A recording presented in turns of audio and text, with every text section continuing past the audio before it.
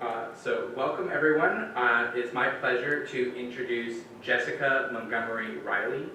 For almost a decade, Jessica Montgomery Riley has trained children from elementary through high school on how to be effective communicators, and through a current partnership with her local government, she leads virtual master classes on public speaking for kids, and travels throughout the Mid-Atlantic to teach presentations and techniques to children of all ages. She is the author of a free book series of coloring and activity books on public speaking for kids, youth journals for negative thoughts, and the creator of the mental health support gear for those living with mental health challenges. She has also recently become involved with her local affiliate for the National Alliance of Mental Illness, NAMI Baltimore. Jessica has an MBA in marketing from the University of Phoenix and lives in Southern Maryland with her husband, 2 daughters, and multi-poo named Leo. Jessica, thank you so much for being here today. You have the floor. Good morning and welcome and greetings. Before I get started, I wanted to take a moment to thank Taylor for inviting me to serve as opening speaker at the Stronger Than the Stigma Fair. I also wanted to extend my most humble apologies for not being able to join you in person, and even though you are not able to see, I am truly pleased to join you via Zoom. So, I guess you're wondering, what's the connection between writing children's books and leading workshops, master classes, on the fundamentals of public speaking for children in grades K through 5, and being a mental health advocate? Well, what's the connection? The connection is communication, effective communication. At the beginning of each class that I lead, I review the lesson plan and confirm they are in a safe place with my students. I also provide notification that they will be delivering at least 3 speeches. That's when the eyes get big and the nerves set in. Once things get underway and all are seated, staring at me, I introduce with great enthusiasm the first speech.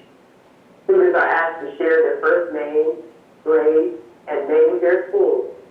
Now, my reason for opening with the first speech is it enables me to hear the students and observe what areas to focus on as it relates to public speaking.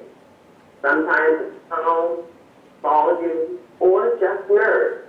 But most of all, it allows me an opportunity to read between the lines. Are they irritated, nervous, indifferent, or excited about being here? And in most cases, that's it. But that's not unusual. Once the students finally get past being angry with their parents for making them take the class, the nervousness of having to speak in public, and resigned to sticking it out, we take about 2 minutes to get the sillies out. I turn up the music, and we just dance. There's even a dance contest, and boy, I tell you, they compete. Now, the purpose of this exercise is to help us releasing that pent-up energy so that I can begin the process for building trust. Now, after we are off to learning the fundamentals of public speaking, in addition to examples for how to implement the new techniques they've learned, while all the material is important, I spend a lot of time on projection, which is speaking loudly without yelling. I take my time here because I want to emphasize the need to speak up and speak out without yelling, or sometimes yelling. Now, speaking out against bullies, if they need, speak out and speak out. Now, even though I know the purpose of the lesson is to encourage one to do so, I had a first aid moment. You know, you take the first aid training, but hope you never have to use it. So in my case, it was a student asking me for help. He was speaking up and speaking out to me. Now what? So here's the story. After class, the young student started crying when I asked him to help me with cleaning up supplies. Nothing major, just gathering up a few crayons. But my mind was racing. Why is this young child so upset? Because clearly there's nothing I could have said or done to make him so upset. So I asked him to stop collecting the crayons and have a seat. I passed him lots of tissue, took a deep breath, paused, and asked him what was happening. Why was he so angry about picking up the crayon? So with eyes full of tears streaming down his cheeks, he said he was afraid to go home. He was afraid to go home because his brother was physically abusing was physically abusive towards him. He would beat him when no one was watching. So it was after hearing his story that I knew he was not only experiencing fear, but anxiety too. So he began to wring his hands, pace the floor. He explained that he started to cry because class was over and it was time to return home. He also reminded me of my relational projection and need to speak up and speak out if they are being bullied or needed someone to talk to. So I was that person. So what do I do now? I started to get anxious on the inside. So since I was not equipped to address the situation, I did not want to get involved with what was happening with his family. I reiterated the importance of projection and thanked him for being brave. I also shared that I'm sure his mom and dad loved him and wanted him to feel safe. So he agreed just as his mom arrived. Surprised to see his puffy little face and presence of the tears, his mom was concerned. I mentioned we had a big conversation, and hopefully he would share during the ride home. And when he returned to class the following week, he did not mention our conversation or be shared with his mom. Instead, at the end of the class, I observed a different behavior.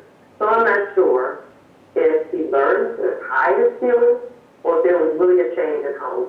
I did not want to have a conversation with him because I did not want to trigger his anxiety or bad feelings. But I did wonder how many other children were living with anxiety, depression, and other mental health challenges. And after seeing what my student experienced, I wanted to learn more about how I could help with what I had to offer.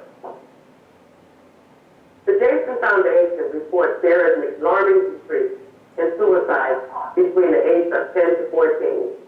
The number of suicides for this group has more than doubled in the last decade, making it the second leading cause of death for that age group. The first is unintentional injuries, car accidents, etc. I share these statistics because there are instances when my projected concept may not work, but in the instance of my student, it helps him with telling the story and healing as I strive. And I am not immune. I have a daughter who is living with anxiety, depression, and ADHD. And some days are good, and some days are not. So we take them as they come, but communication is key. It is vital that we provide a safe space for our children to feel safe and put us on notice so that we can help.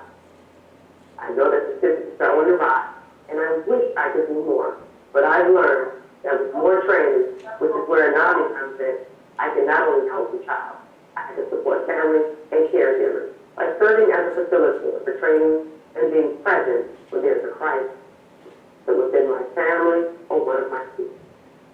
The goal is to understand that we all are different and have different needs and experiences when it comes to our mental health. And just because someone may be between the age of 10 to 14, older or younger, they too have their own experiences, wisdom, value, and mental health needs as well. So check in with them. Ask the probing questions, suitable for kids, but just to be sure they are okay.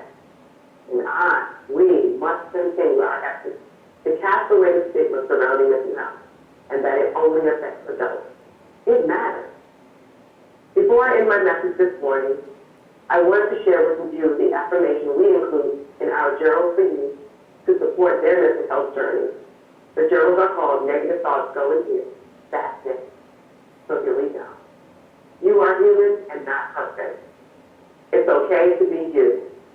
It's okay to cry, have negative thoughts, say no, believe you are good enough, feel sorry for yourself, fail, succeed, not be good at doing everything, not have a lot of friends, money, or best grades, be loved and loved, not have the coolest clothes or shoes, be afraid, different, or weird, not to be popular, feel sad, be happy, talk about your feelings with someone you trust, make mistakes, ask for help.